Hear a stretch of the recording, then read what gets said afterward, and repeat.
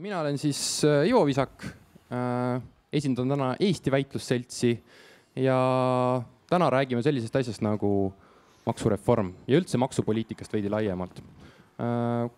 Kaks inimest, kes siis täna selle üle arutlevad, on siis Meelis Mandel, Äripäeva peatoimetaja ja Anvar Samost, ajakirjanik ja IRL-i liige. Ehk siis mõned sellised väitluse reeglid ka teile kõigepealt siis välja öelda, et alustuseks annan mõlemale väitlejale 5 minutit, et enda seisukohad välja öelda, võtan ka aega, et kui hakkab väga palju üle 5 minuti minema, siis ma annan neile sellest selgelt märku. Nemad siis omakorda vaatavad teineteise peamised seisukohad üle ja pärast hakkavad siis teineteist ka ristküsitlema. Ja ristküsitluse juures siis võiksime ajaliselt jääda kuhugile minuti poole juurde, et üks repliik, et ärme siis selliseid 10-minutisi repliike tegema hakka. Kuskil poole tunni jooksul annan ka publikule sõna, kui keegi soovib küsimusi esitada. Ja siis lähme juba natukene veidi laiema maksupoliitika ja üldse poliitfilosoofia maastikule.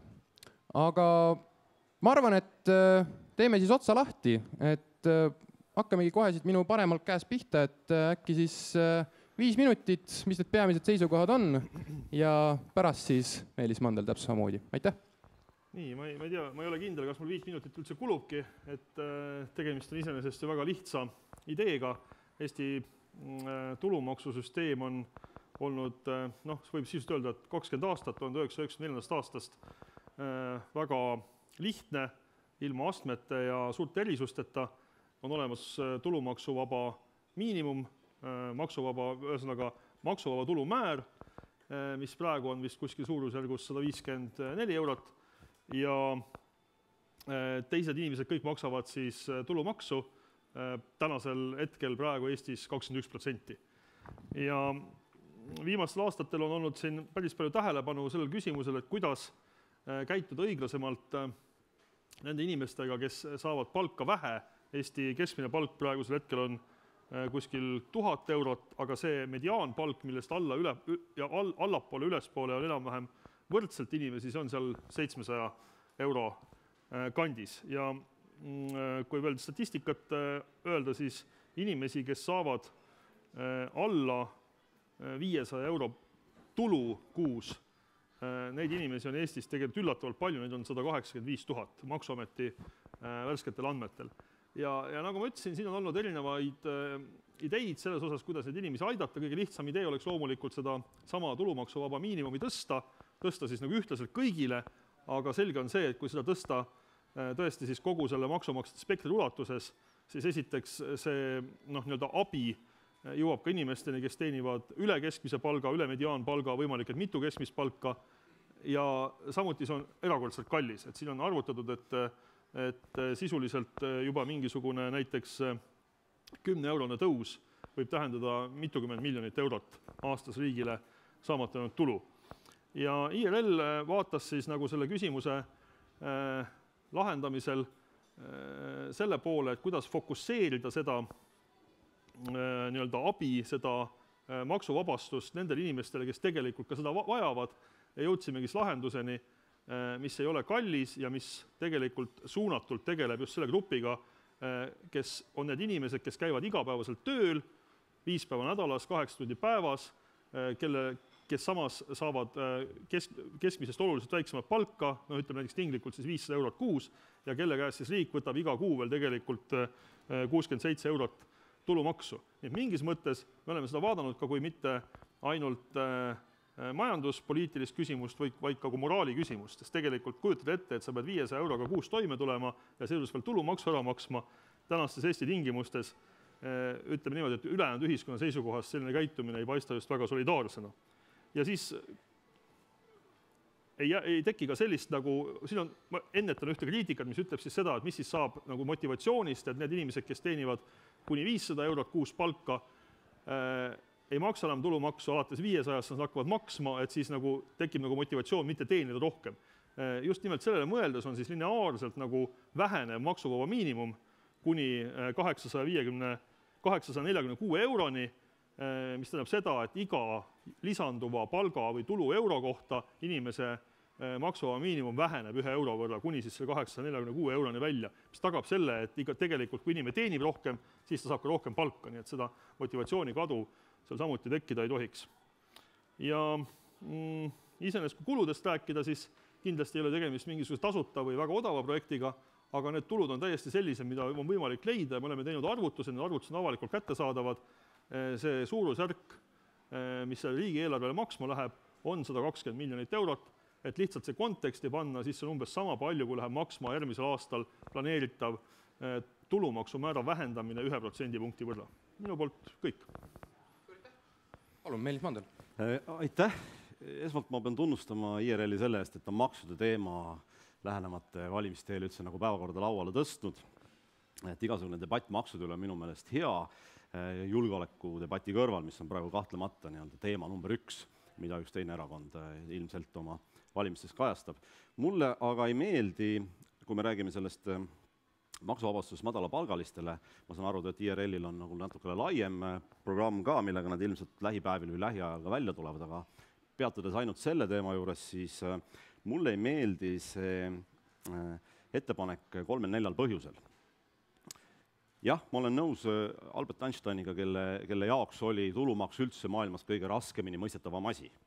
Isegi tema ei saanud sellest nagu aru, et miks üldse inimene, kes teenib, peab maksma tulumaksu. Et on võimalik teistsuguseid ju makse ka rakendada, aga selle juurde ehk tuleme täna hiljem.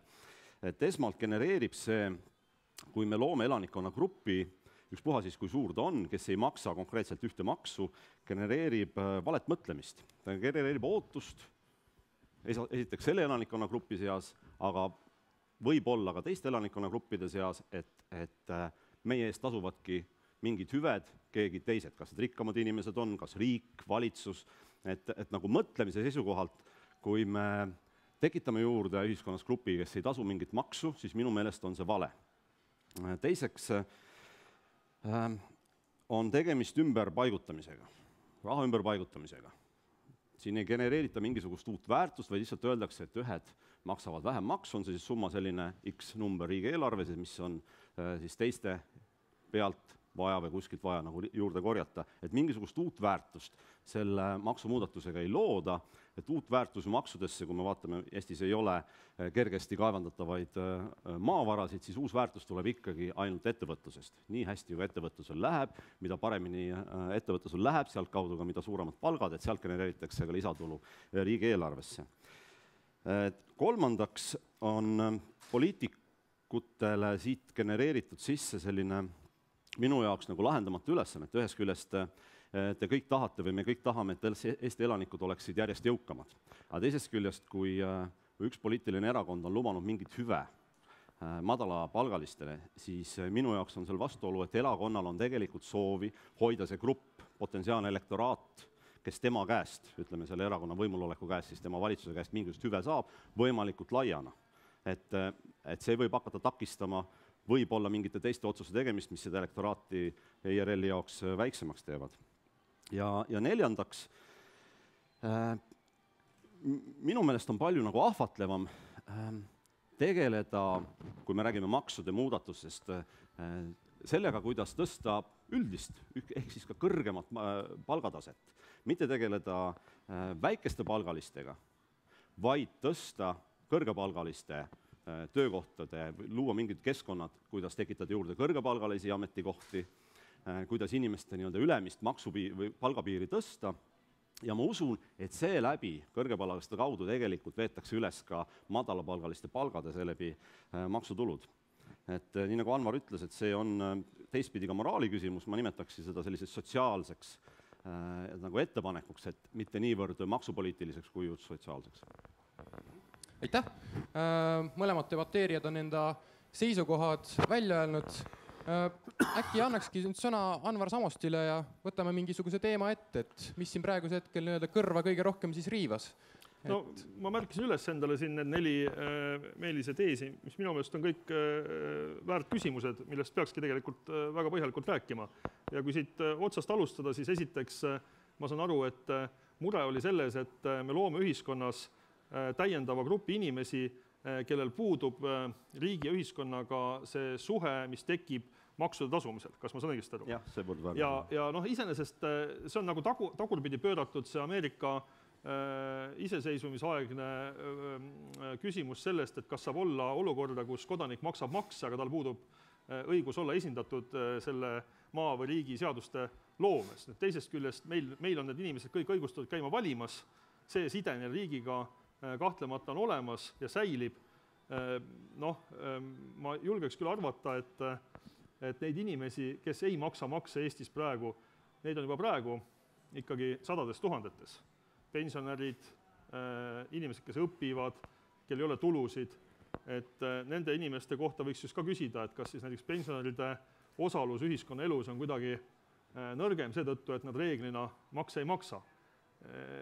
Ma arvan, et praegusel juhul see side riigiga, side ühiskonnaga nendel inimestel, kes saavad näiteks 500 eurot palka, aga siiski maksavad sealt iga kuu 67 eurot tulumaksu, et nende side sellisel kujul kujutabki endast sellist lõppematut frustratsiooni, et ma ei teeni midagi, aga ma ikkagi pean selle maksu ära maksma ja ma suurt midagi tagasi tegelikult ka ei saa.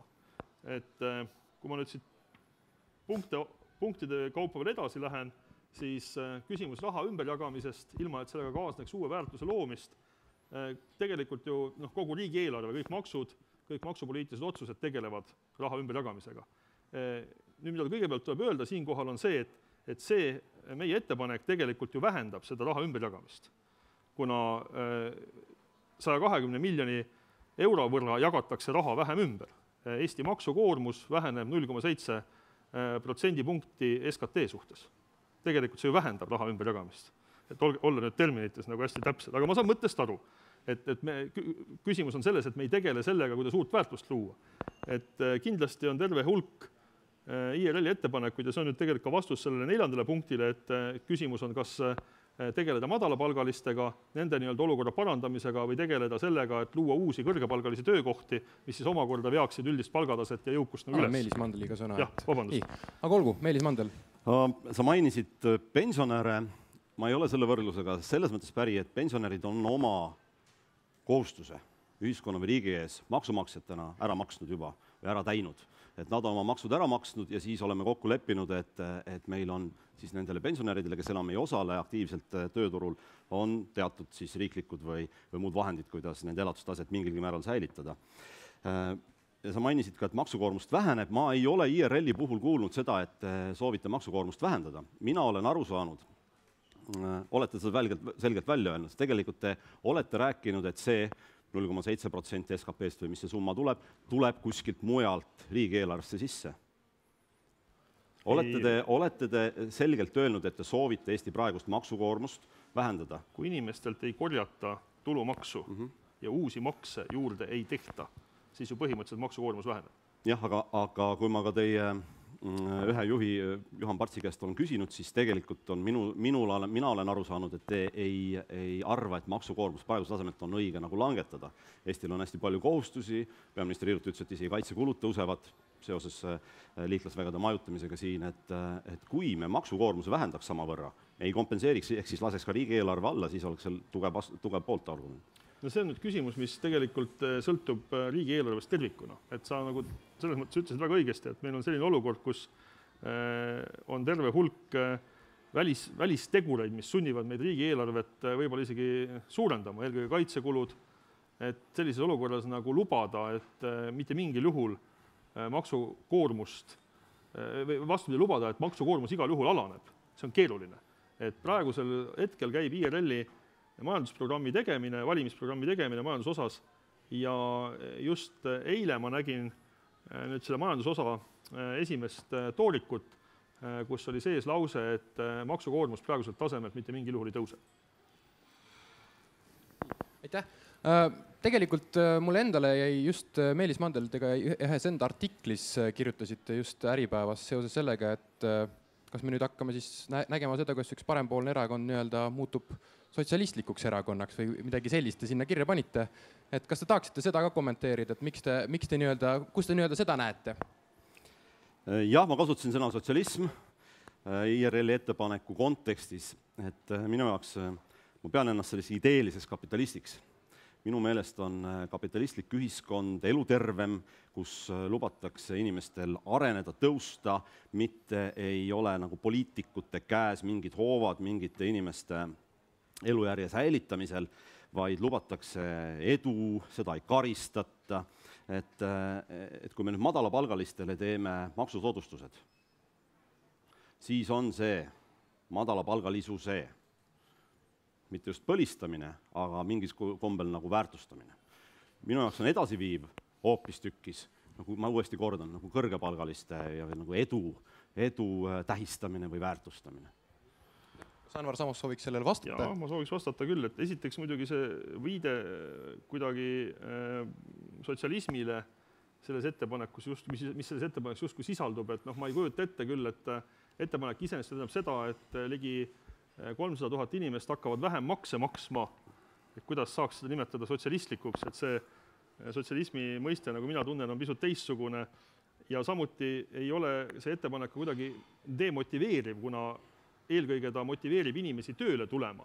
Kui praegu tegelikult võib ette kujutada, on päris palju inimesi, kes kaaluvad, et ühest küljest kõikvõimalikud sotsiaaltoetused, toimetulekutoetused, on vist mingi arvutus, mis näitab, et põhimõtteliselt on võimalik umbes 400 eurot toetusi kokku korjata kõikide võimalike tingimuste täitmisel Eestis hetkel kuus.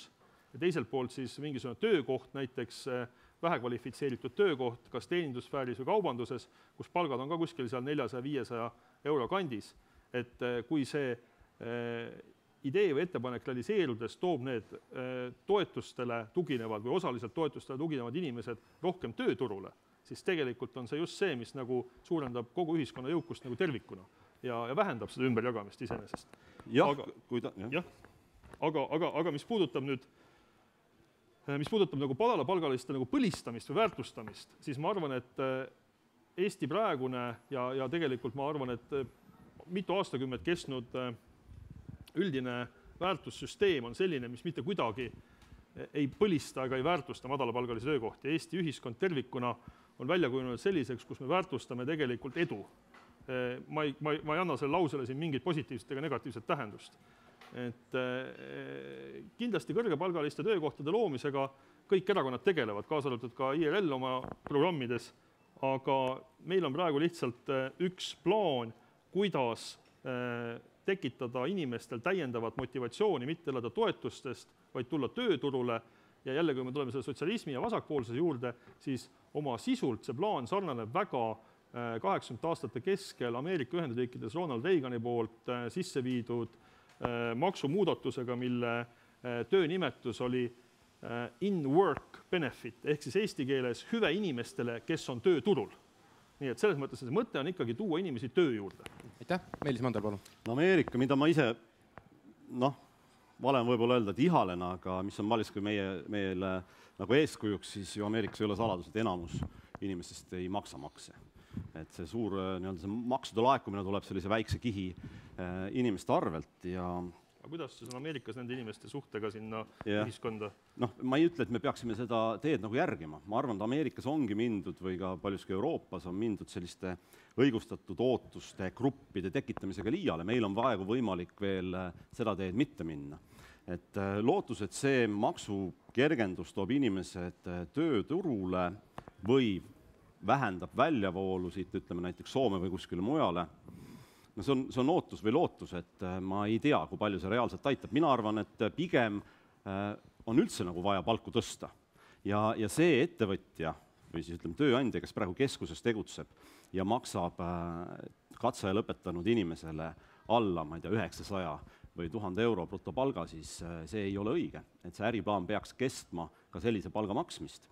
Aga lihtsalt öelda nagu ametiühikude kombel, et meil on vaja utsitada, meil on vaja praegu see palga alampiir nagu tõsta, siis see tekitab nagu kataklüsme ettevõtluses üsna palju ja võimalik, et sellest saadav kasu ei küüni üle seda kahju. Aga ma arvan, see trend on pigem selle poole, et aidata nagu ettevõtjatel paremini hakkama saama. Ma ei saa jätta ütlemata, et kui me vaatame viimast aastat, sealhulgas ka aastat, kus IRL on valitsuses olnud aasta algus, siis ettevõtjad on saanud praegu mööda päid ja jalgu erinevast kohast.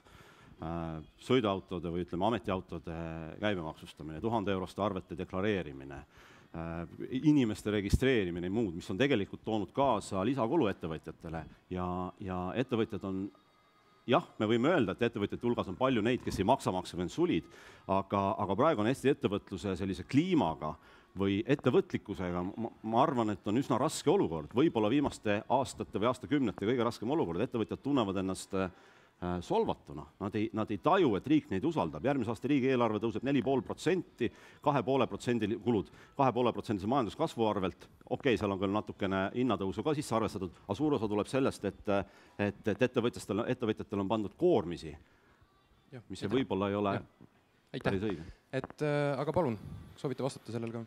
Ma tegelikult olen enamuses siin Meelis Mandeliga täiesti nõus, et ma ei näegi siin millegi eriti vastu vaielda, et kindlasti valitsus, Riigikogu, erakonnad peavad tegelema sellega, kuidas innustada inimesi uusi väärtusi looma, sealhulgas ettevõtjaid, ja vaatama, et see maksusüsteem seal ümber oleks selline, mis seda soosib. Et kui me veel kord tuleme selle madalapalgaliste maksuvabastuse idee juurde, siis mingis mõttes on ka ettevõtjatel sellest päris palju kasu.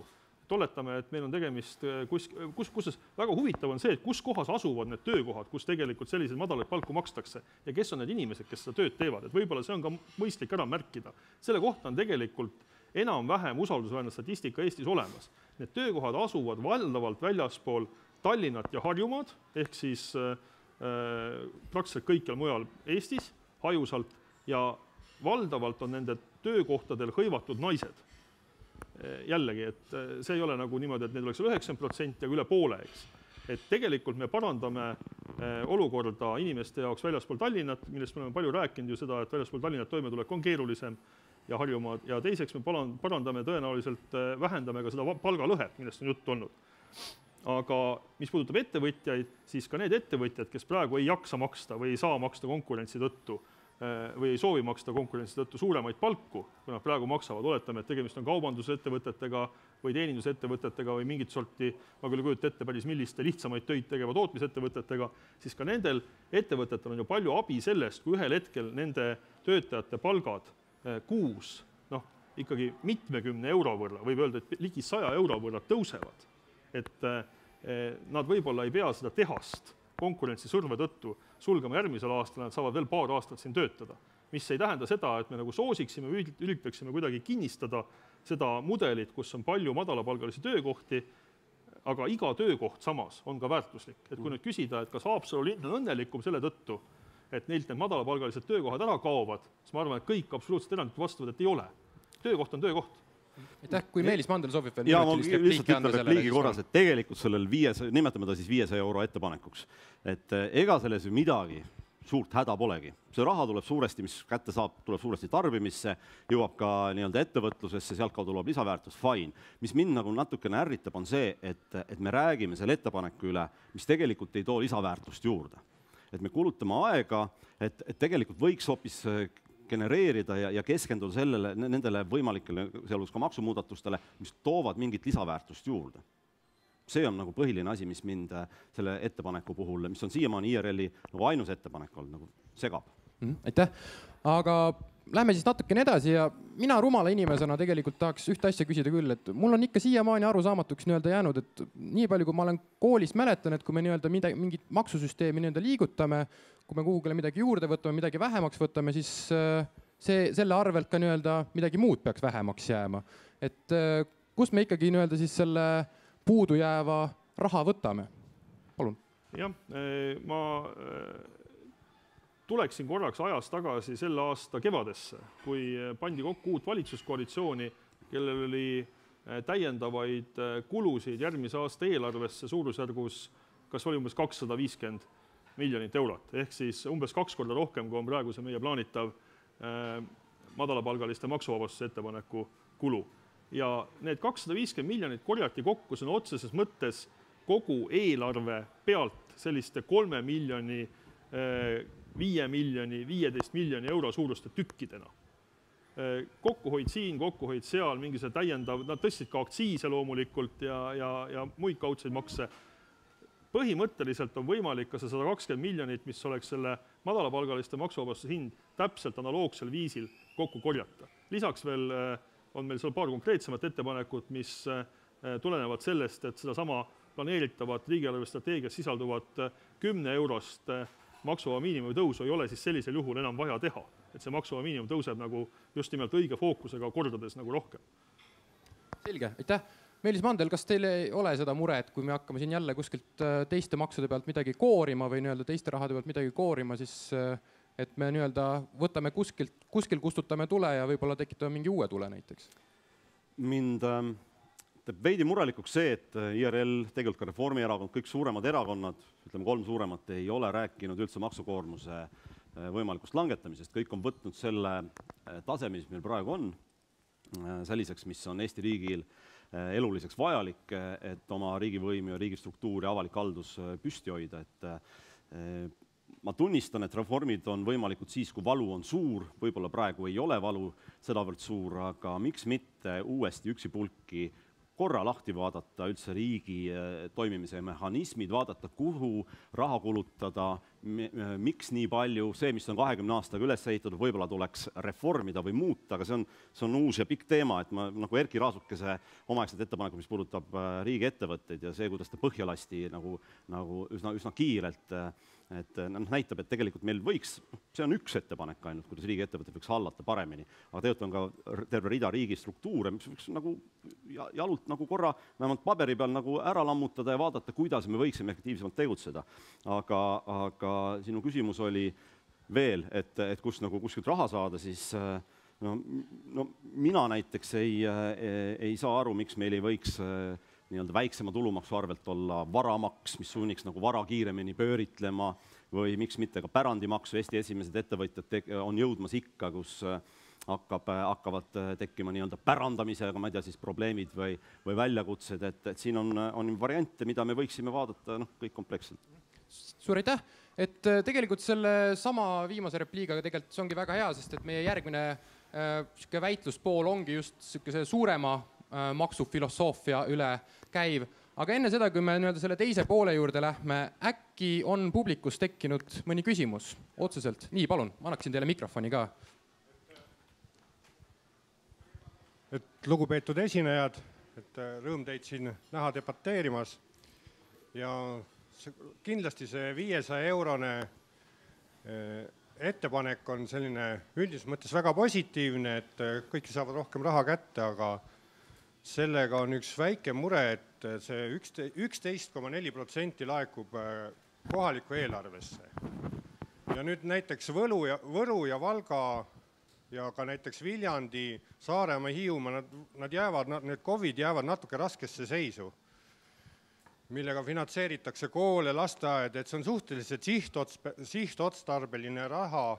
Ja me seda probleemi analüüsisin ka tulumaksuseadus paragrahv 1-5 ja ka seda Rahandusministeeriumi määrust, et see on suht sihtotstarbeline raha ja just väiksed vallad kaotaksid eelarvest päris palju raha, et võib-olla see 500 eurot on natuke järsk muudatus, et võib-olla mingi 200-300 oleks maksuvaba.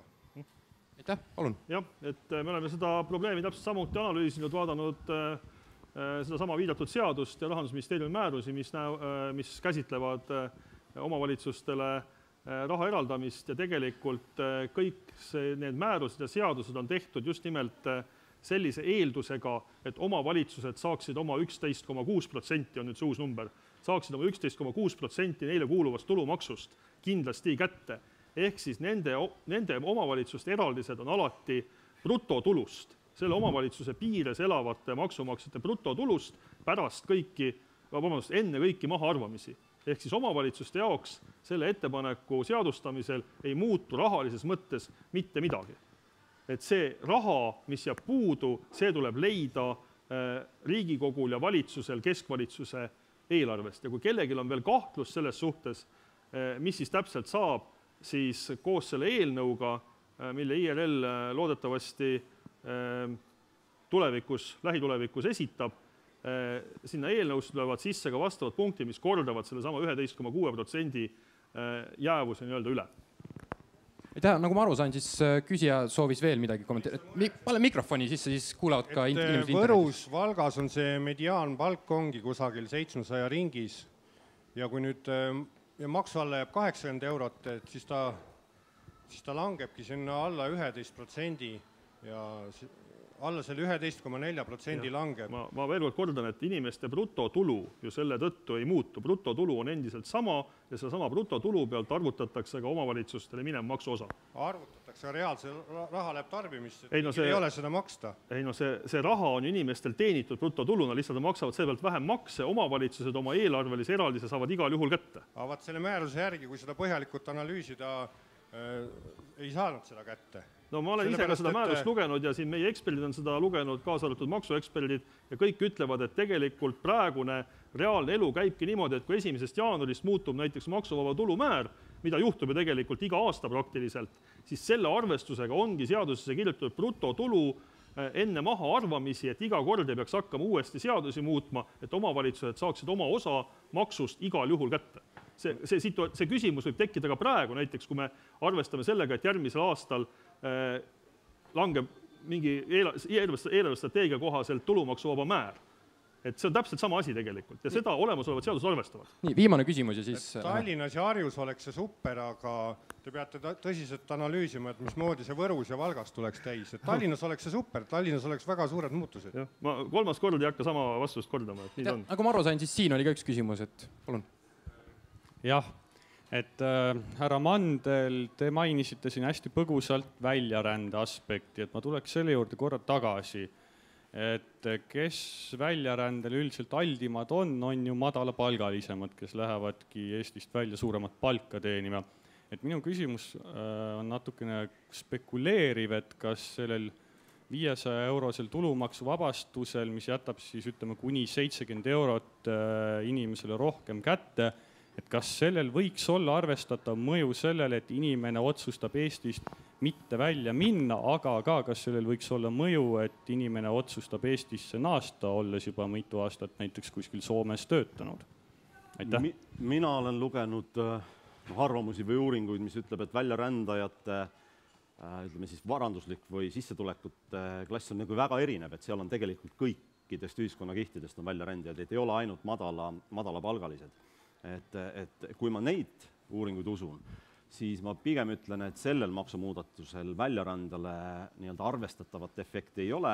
Väljaränne pidurdub siis, kui meie õnneks või õnnetuseks on meil siin lähedal on maailma üks kõrgema elatustasemega riik. Kui me vaatame Itaalias ettekandjate palku ja meie ettekandjate palku, siis need ei ole üldse nii suured vahed, kui need üldse on. Aga Soomega on, et ma arvan, et see on üldine, et väljarännet pidurdab siiski üldine heaolu kasv. Millele ma see 500 euro ettepanek otseselt kaasa ei aita. Aitäh.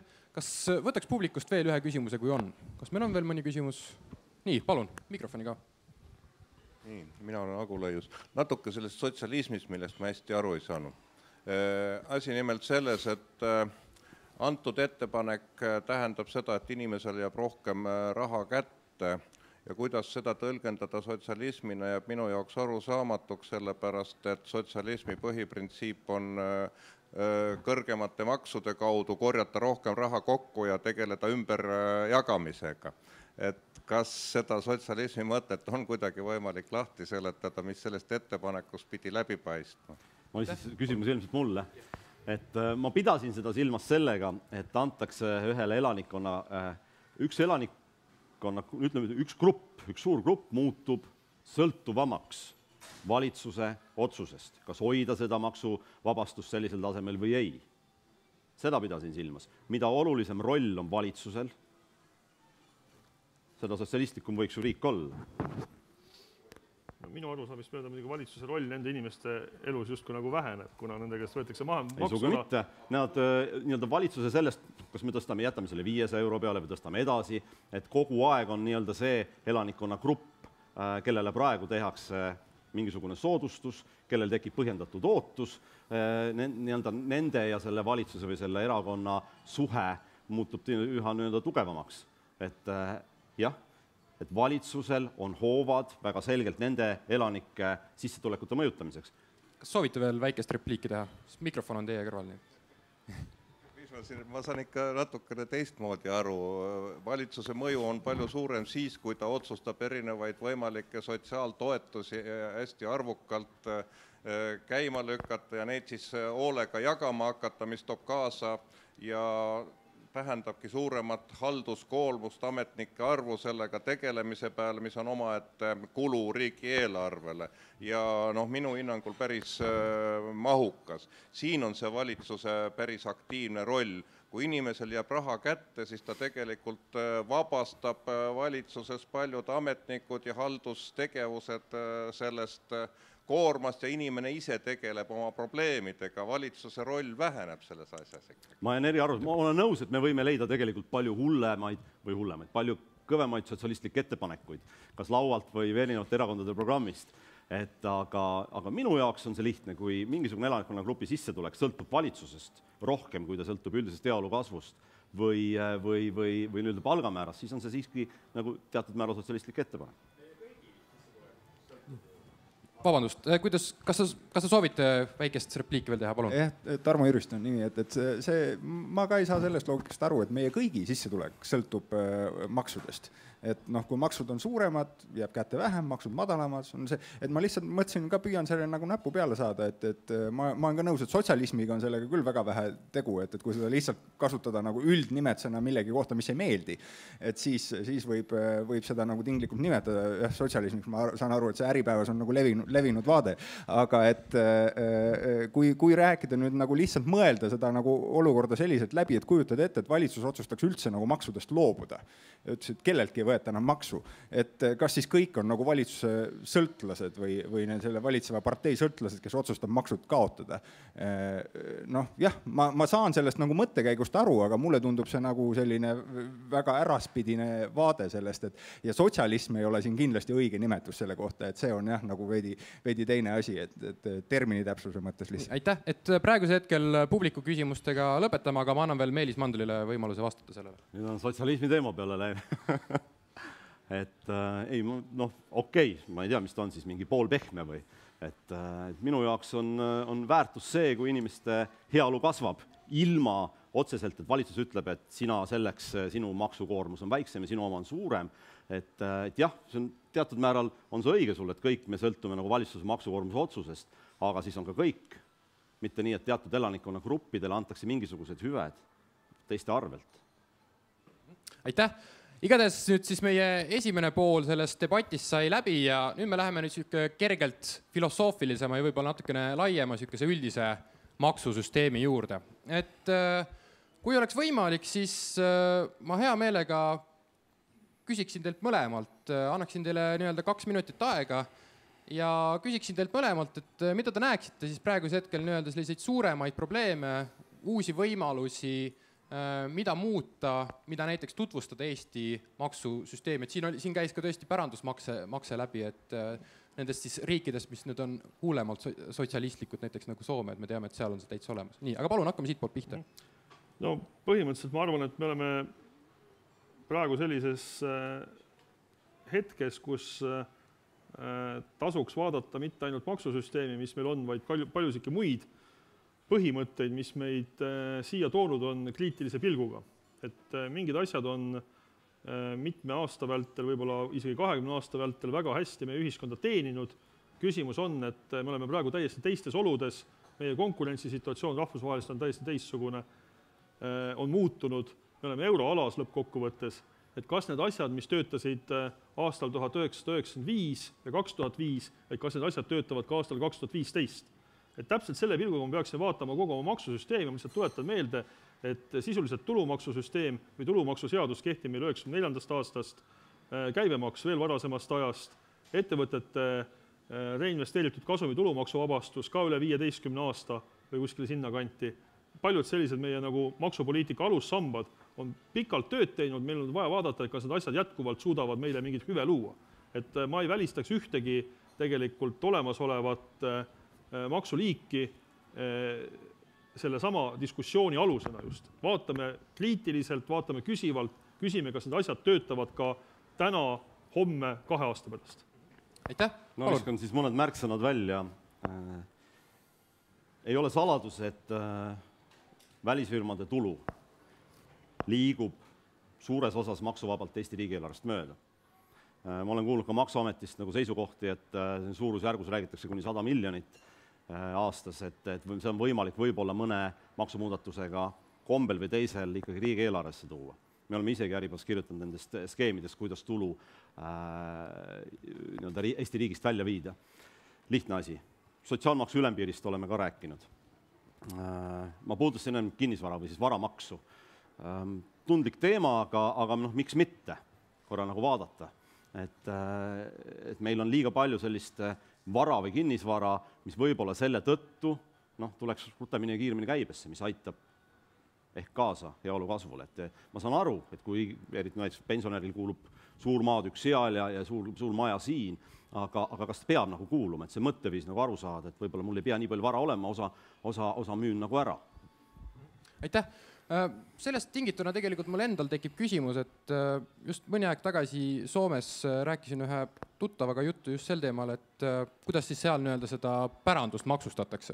Et seal siis tihtipeale selleks, et ka nendest asjadest nii-öelda eemale hoida, on leitud erinevaid viise, näiteks läbi selle, et investeeritakse kuhugile edasi, et nii-öelda tulevastel põlvedel seda maksu ei läheks niivõrd palju, eks ole, siis selle päranduse selle nii-öelda suure kompoti pealt, vaid nii-öelda investeeringute pealt siis seda koguda ei saa. Kas te ei karda seda, et nii-öelda igasugeste uute maksudega alati leitakse mingisuguseid uusi viise, kuidas siis ka Eestis nii-öelda hakatakse kõrvale hoidma ja nii edasi, et äkki Meelis sooviksite sellele vastata? Ja ikka leitakse, ikka otsitakse, see on normaalne ja loomulik, et kõik otsivad ja proovivad ja see on nii-öelda maksude optimeerimine, ei ole midagi halba. Et see on täiesti adekvaatne ja normaalne, aga ma ei ole nagu uute maksude kehtestamise mingi eestkõneleja. Aga ma proovin nagu ärgita diskussiooni, et ikkagi võib-olla ei ole see maksukoormuse protsent Eesti riigieelarves, ei ole nii konstantne, ei ole vaja võtta seda a priori, vaid äkki kui vaadata, et võib-olla on võimalik kuskil vähem kulutada, kuskil targemini kulutada, ja seeläbi, kui kehtestame mingid uued maksud, siis peaks kindlasti mõned olemasolevad maksud, sealhulgas tulumaks ka alanema. Kui me nüüd lähme siin konkreetsete maksude juurde, nagu siin juba nimetatud varamaks ja sotsiaalmaksu lagi ja pärandimaks, et ma viskaks mõned asjad siia veel juurde näiteks, et meil on terve hulk tuhandeid inimesi, kes on väikeettevõtjad Eestis. Põhimõtteliselt, kel on väike lillepood või juuksuritöökoda või veel mingit sorti väikeettevõte, kus põhimõtteliselt teisi töötajaid ei olegi peale selle ettevõtja enda või on mõned üksikud töötajad. Et üks idee, mis kindlasti tasub kaalumist, ma ei ütle nüüd, et see on IRL-i programmiline idee, aga me peaksime mõtlema, et äkki oleks mõistlik nende inimeste halduskoormust ja maksukoormust vähendada selle läbi, et meil oleks nagu mingisugune nii-öelda, kuidas öelda, litsentsimaks või litsentsitasu, et inimene kord aastas maksab see väike ettevõtja teatud käibest, teatud käibeni mingis vahemikus või teatud töötajate arvuni selles vahemikus, maksab selle aasta maksu ära. Ja ta rohkem ei ole Maksuametiga mitte mingit asja. Kui tema käive ületab mingisuguse piirist, hakkab maksma samamoodi nagu suuremad ettevõtted. See oleks üks mõte, eks ju. Teine asi on ikkagi see, et me peame mõtlema selle sama ettevõtte tulumaksu peale. Siin samas nende viimaste suurte ettevõtete sulgemistega oli küsimus, et mismoodi me saame tagada selle, et kõik hulgalist tööjõudu vajavad ettevõtted lõpuks ei oleks Tallinnas ja Harjumaal, kus on palju inimesi loogiliselt. Et räägiti siin mitmesugustest sotsiaalmaksu erisustest ja tulumaksu erisustest. Võib-olla vaadata seda asja nagu teise külje pealt, et ma olen rääkinud väga paljude omavalitsusjuhtidega, kes ütlevad, et me küll meelitame siia omavalitsusse, siia valda mingeid ettevõtteid tooma ja töökohti looma, aga pärast seda, kui see ettevõte on siia tulnud, siis nagu meie valla tulu, reaalne rahaline tulemus sellest, et siia tuli 100 töötajaga ettevõtte, võib jääda väga väikeseks, kuna need inimesed käivad naaber omavalitsusest või hoopis kaugemalt, tuuakse kuskilt Tallinnasse otsa mõttes bussiga sisse ja ettevõtted ju tulumaksu ei maksa. Kui see ettevõtte tulumaks läheb laua peale nii-öelda kaalumiseks, et kas sellisel kujul, nagu ta praegu on, ta väärib jätkamist, äkki tasuks siis mõelda ka selle peale, et kas seda ettevõtte tulumaksu ei peaks kasutama kuidagi nagu kohalike omavalitsuste iseseisvuse ja tulubaasi toetamiseks. See oleks nagu teine selline suurem mõte. Ma sekundeerin sellele viimasele ettepanekule, et on ju olemas ka, ei ole väga originaalne idee juba aastaid aeg-ajalt ringelnud, et eraisiku tulu ei laeku mitte elukoha järgi, vaid tema töökoha järgi, töökohajärgsesse omavalitsusse, mis motiveeriks võib-olla omavalitsusi töökohtade loomisele kaasa aitama, kuigi ma olen siin nagu, et kui palju üldse saab omavalitsus aidata sellele kaasa, et tuleb mingisugune ettevõte sinna sisse, et saab aidata, aga mõned meie omavalitsused on niivõrd väikesed, et nad väga ei saa aidata, kui me vaatame viimased juhtumid, kui on ära mindud, näiteks Haapsalust PKC läks Leetu, et ega siin omavalitsusel oluliselt midagi, töökäsi nappis, seal nad tõid jumal teab, kas Lätist või Ida-Virust nagu töötajaid juurde ja pluss Leedu andis nagu teatud määral lisasoodustusi PKC-le, mida Eesti ei anna ja ma arvan, põhimõtteliselt pikas perspektiivis on see õige, et mitte teha suuri maksuerisusi. Ja meil on üks küsimus vahepeal tekkinud, et äkki saaksime mikrofoni sinna ka. Aitäh!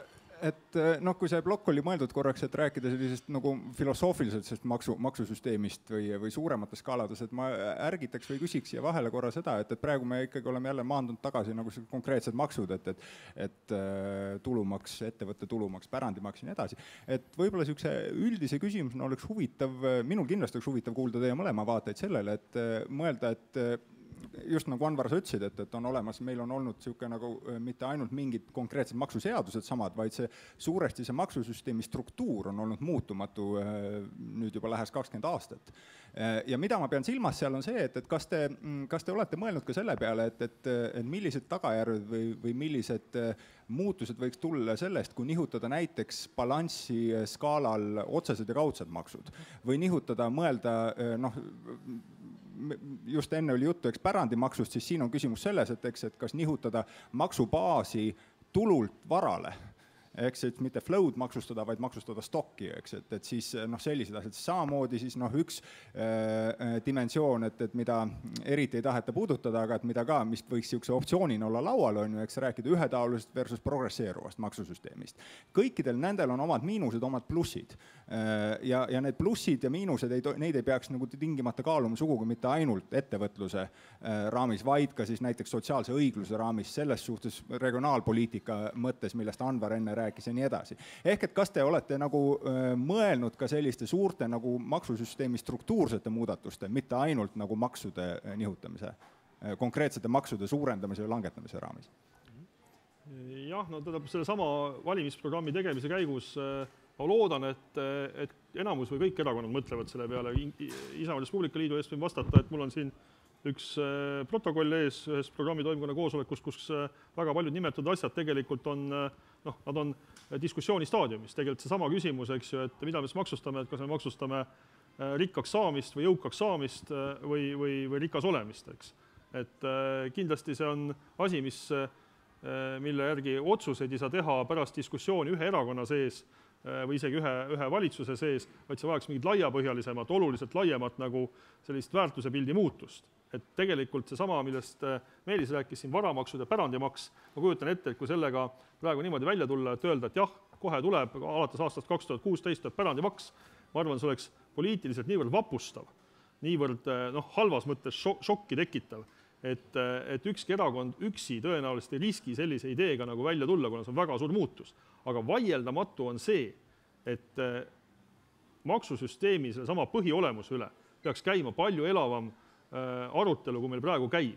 Et kuna seda arutelu polegi olnud ja seda on tegelikult nagu päris pikka aega ka nagu üritatud vaigistada iseenesest. Et seetõttu kõik uued mõtted, varamaks, pärandimaks, mis iganes muud sellised maksutüübid, nad tulevad ka ootamatult ja inimeste jaoks väga niimoodi arusaamatuna. Kuidas siis nüüd äkki on niimoodi, et ei ole enam niimoodi, nagu kogu aeg on olnud?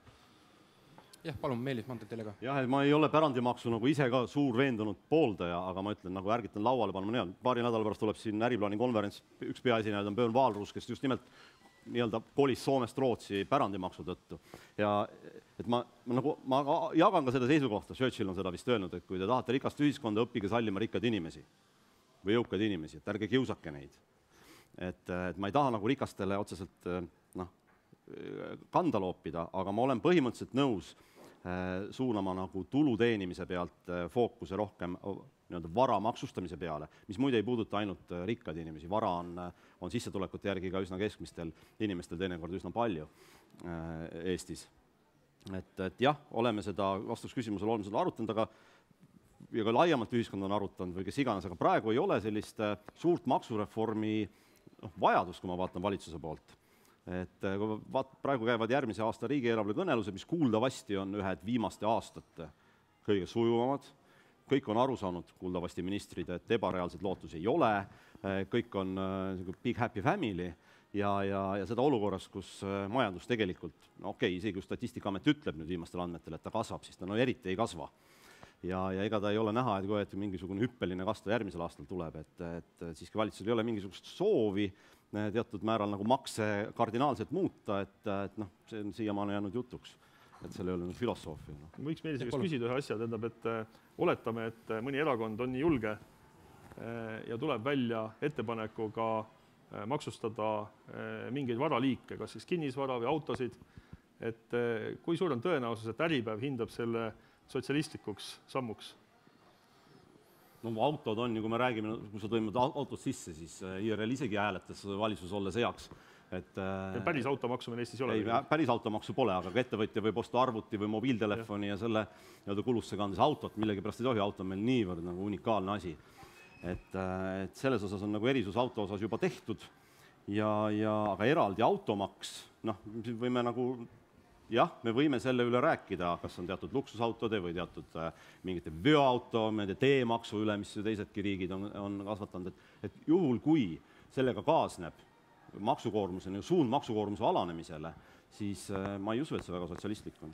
Ma lihtsalt tahtsin öelda võib-olla seda, et seda maksureformi võib-olla aitaks üleval hoida ka see, kui ühelegi uuele ettepanekule ei pandaks kohe sellist väga jäika silti nagu kaela, et see on sotsialism, et igasugune muu kriitika on loomulikult teretulnud. Ma ei pidanud, tegelikult see sotsialism ma ei pidanud nüüd IRL-i ettepaneku puhul ma ise arvan, et see on väga hull ei ole, kui see läbi läheb. Väga hull ei ole, aga see ei aita uuesti selle rikkuse tekkimisele oluliselt üldse kaasa. Et lihtsalt ma tahaksin tegeleda selliste, minu meelest võiks diskussioon olla selles, et kuidas mingite suurte ideedega ja kuidas kõrgepalgaliste arvu kasvatada, see on palju huvitavam. Tuleb. Nii, aga igatahes tegelikult mul enne jäi kõrvu siin ka näiteks seesama asi, et näiteks kui me siin kohalikesse omavalitsustesse tekivad mingisugused ettevõtted aga nii-öelda neil seda väga tulubaasi neil endal sellest ei teki, eks ole, et siit samast koheselt ju on ilmselgelt arusaadav, et see küsimus maksureform jääb ka haldusreformile mingis mõttes jalgu, eks ole, et selles suhtes, et sinna tähendabki seda, et kuidas me et makse me ei ole tahtnud umbes 20 aastat liigutada ja halduslikult me ei ole ka tahtnud 20 aastat liigutada, et kuidas me siis kuidas me üldse selle masinavärgi siis nii-öelda ikkagi lõpuks käima saame. Et on teil mingisuguseid mõtteid selles, palun meil? Haldusreformis. Ma olen 20 aastat olnud ajakirjanik Äripäevas ja haldusreform on iga aasta olnud teema. Ja ma ei tea, mina olen sellest ühtepidi väga tüdinenud ja iga kord, kui oli siis peatoimetajate kohtumine peaministriga, toona küll endise Andrus Ansipiga, siis ja kui sellest juttu tuli, siis Reformierakond ütles, et see ei anna mitte mingisugust rahalist võitu, see ei anna mitte midagi. Teised arvused ütlevad, et selle võiks ikkagi ära teha, isegi Soome selle teed läheb, et ma ei tea. Et minu jaoks ei ole teema, ma arvan, et muidugi võiks. See on väga õige paralleel tegelikult, et tegelikult meil on Eestis mitte ainult maksude ja loomulikult haldusreformiga selline situatsioon, kus võimuerakond ütleb, et las kõik olla nii, nagu on, et seda on veel väga paljudes valdkondades, et demokraatliku ühiskonna, demokraatliku riigikorralduse üks eeldus ongi see, et inimesed, kes on võimul, nad vahelduvad ja see on sellepärast, et uued inimesed toovad kaasa uusi vaateid, uusi ideid ja uut mõtlemist. Et kui inimesed ei vahetu, siis lõpuks ongi niimoodi, et asjad, millega nad on üles kasvanud, nende kõige paremate kavatsuste kohaselt, neile näivadki kõige parematena, asendamatutena ja ainuõigetena. Et see on see probleem, mis minu meelest Eestis praegu laiemalt on ka väga selgelt tajutav. Ehk siis IRL sel korral tahab selle status quo läbi murda, kui nad saavad võimule. Selline mõte oleks küll, jah. Selge, aitäh. Aga publiku juurde tuleme tagasi jälle. Nii, publikus on üks küsimus täitsa olemas, palun.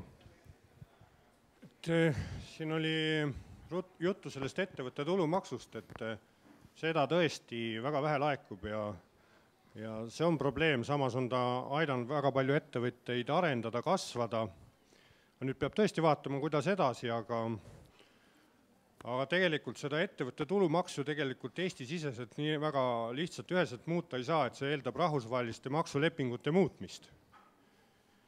Et ma arvan, et kõige halvem seis on Eesti ja Rootsi vahel, kus Rootsi pangad omavad siin väga suurt turuosa ja Eesti otseinvesteeringud moodustavad Rootsi 2,3% kogu investeeringutest. Et samas pole ka Rootsi pole NATO liige ja et kas neid rahvusvahelisi maksulepinguid nende kallale peame ka minema tulevikus või mis plaanid siin on, ideed?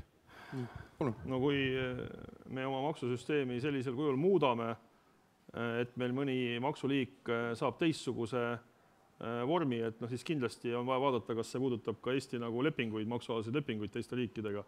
Aga ega Rootsi pole ainukene et ma saan aru, et see panga omanike rahvus või päritolu nagu viib pilgu sinna Rootsi poole, aga enne kui me seda valimisprogrammi tegema hakkasime, siis ma käisin teiste seas, kohtusin ka suure hulga erinevate ettevõtjatega, Eesti omadega, ja küsisin sama ettevõtte tulumaksu küsimust. Tegelikult üritasin täiesti eelarvamusvabalt küsida, et kuidas teile tundub, et kas see praegune ettevõtte tulumaksuvabastus, et kas see nagu töötab. Ja tegelikult praktiliselt vist kõik ütlesid, et ei, ta tegelikult vist ikka enam õigel moel ei tööta ja 2 inimest 6, kellega ma kohtusid, tõid konkreetse näite endaga seotud ettevõtete puhul, kus Läti tütarettevõtte kaudu võetakse ettevõttest tulu välja, kuna efektiivne maksumäär on ligi 2 korda madalam kui Eestis sellesama tulu väljavõtmisel. Ja see on täiesti seaduslik, neid inimesi pole võimalik neil pole võimalik mingeid etteheiteid teha. Küsimus lihtsalt selles, et selle tulumaksu siis saab endale ka Läti riik, mitte Eesti riik. Jah, et ma ei ole päris nõus väitega, et ettevõtte tulumaksu laekub vähe, võrreldes millega. Et kus me teame, mis on see palju või mis on vähe. Tegelikult teda laekub ja üldse sugugi mitte väga vähe. Jah, aga see on alati, igal pool on käibemaks on ikkagi põhiline. Ja kui unustada siin mõned suured riigid, kus on suured peakorterid. Et mida ma ettevõtte tulumaksu puhul pidasin silmas, ongi see, et on väikeettevõtja ja suure rahvusvahelise konglomeraadi või ettevõtte puhul on teatud ebavõrdsus. Et meie Eesti väikeettevõtja käitub selle mudeli järgi, mis on nagu seaduses ette nähtud, see vastu kui rahvusvaheline korporatsioon, tegelikult on tal legaalseid võimalusi tulu siit välja viia, ilma Eesti riigile makse maksmata. Aitäh! Kas meil on publikus veel mõni küsimus? Nii, seal on üks küsimus täitsa olemas. Ja palun. Vabandust, vahepeal on juba uued teemad avatud, ma natuke tagasiulatuvalt ikkagi küsiks veel, et maksudest oli juttu, et Anvar lükkas ümber mitu korda selle, et COVID ei saa tegelikult kahju selle IRL-i 500 maksuvabastusega, et brutotulust nemad saavad oma tulu kätte enne kõiki mahaarvamisi, aga mingisugune kahju siiski nagu jääb üles. Sa mainisid, et keskvalitsus peaks selle oma eelarve ridadelt leidma, et kas te olete arvutanud, kui suur see summa on ja olete te mõelnud, kus see kate siis peaks tulema? Ja teine küsimus on mul ka ja see puudutas nagu järgmist avatud teemat, see oli haldusreform ja ma selle esitaks Meelis Mandelile. Et te käisite korduvalt seal Ansipi juures ja ta andis vastuseid selle kohta, miks seda tehtud ei ole. Et teie enda hinnang, miks seda siis siiamaani ära tehtud ei ole? Ma korraks ütleksin seda, et tegelikult esimeses pooles siin paarile küsimuse sai juba vastuse, aga äkki siis kiiresti saab üle käia need jälle. Jah, see summa on 120 miljonit. See arvutus on avalikult kättesaadav. See on olemas sellisel veebiaadressil nagu www.maksureform.ee. Kui keegi veel eraldi huvi tunneb, võib muga ühendust võtta, ma selle arvutuskäigu annan. Ma ei hakka seda siin nagu esitama, kuigi ta on suhteliselt lihtne. Et tegelikult tuleb lihtsalt võtta see inimeste arv, kes sellest maksusoodustust osa saavad ja nende tulud ja Maksuameti saadud andmete põhjal üle vaadata. Et seda võib arvutada natukene konservatiivsemalt, natuke optimistlikumalt. Igal juhul see suurusjärk 120 miljonit on õige. Et siin rahandusminister Jürgen Ligi on kahetsusväärselt levitanud numbrit 250 miljonit. Ma isegi võib-olla ei peaks sellest siin rääkima, aga häda on selles, et ta on ka ise tunnistanud, et tegelikult arvutused selle numbritega puuduvad, et see on hinnang. Ja see raha, see 120 miljonit, mis siis tuleks nagu kuskilt leida, et ma kirjeldasin ka neid katteallikaid tegelikult, et esiteks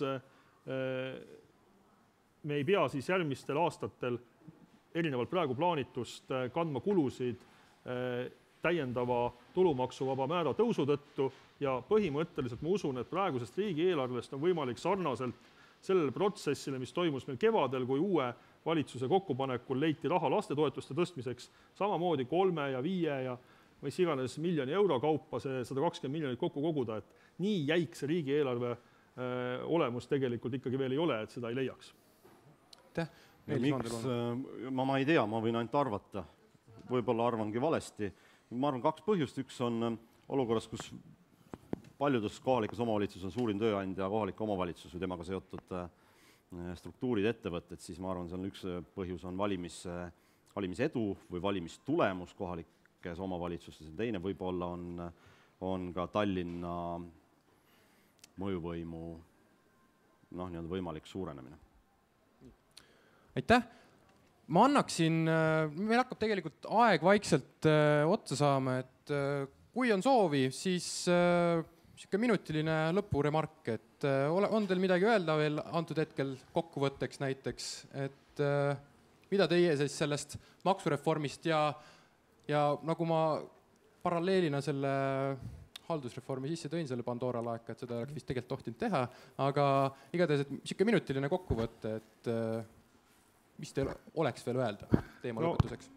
Minuti jooksul ma ütleksin seda, et väga selge, valimised on lähenemas, kõik valimistel osalevad erakonnad tulevad välja oma ideedega, kuidas Eesti asja edasi viia.